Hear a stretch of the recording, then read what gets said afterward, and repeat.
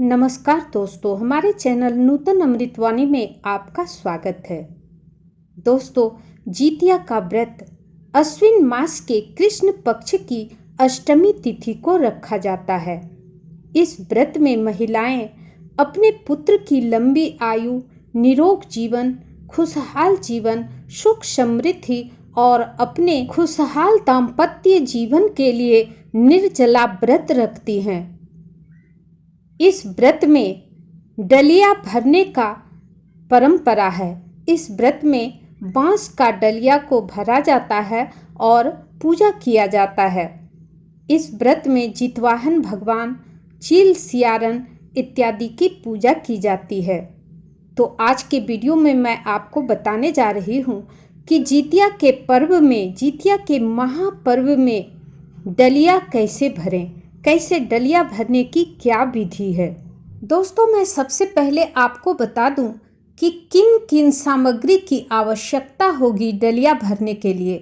तो इसके लिए हमें सबसे पहले एक बांस का टोकरी यानी डलिया चाहिए।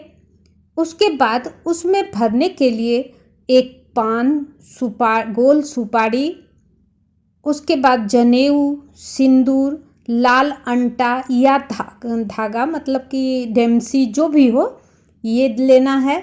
उसके बाद नारियल, केला, सेब और ख़ास करके खीरा ज़रूर भरना है। जो भी और मौसमी फल हो उसे भरना है। और ठेकुआ ज़रूर बनाना है, पकवान में ठेकुआ बनाना है।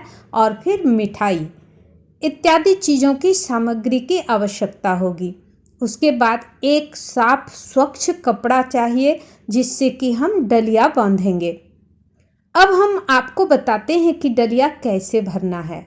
दोस्तों, डलिया शुभ मुहूर्त में एक कुश का मूर्ति बनाना है। कुश निर्मित जितवाहन भगवान का मूर्ति बनाना है।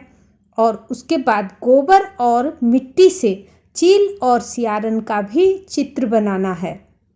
उसके बाद एक स्वच्छ स्थान पर चौका डाल करके उसमें वहाँ पर जितवाहन भगवान, चील सियारन इत्यादि की मूर्ति बनाकर वहाँ पर विधि विधान से पूजा करनी है। उसके बाद बांस के डलिया में सबसे पहले धोकर उसको सुखा लें। उसके बाद उसमें 5 टीका सिंदूर का लगा दें।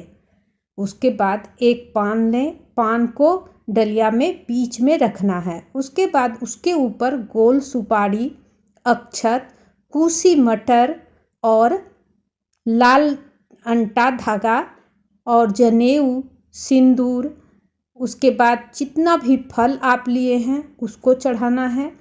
फिर ठेकुआ डालना है, मिठाई देना है और नारियल को धोकर उसमें सिंदूर लगाकर डलिया में भरना है। उसके बाद विधि विधान से पूजा कर लेना है। उसके बाद डलिया को बांध देना है। उसके बाद धूप दीप दिखाकर व्रत की कथा को सुनना या पढ़ना है। उसके बाद बांधकर भगवान के समक्ष उसको रख देना है, जो कि दूसरे दिन पारण के समय नवमी तिथि में सूर्योदय के बाद इसको खुलवाना है। अपने पुत्र या अपनी पुत्री या पति से इस डलिया को खुलवाना है। उसके बाद विधि विधान से व्रत का पारण करना है।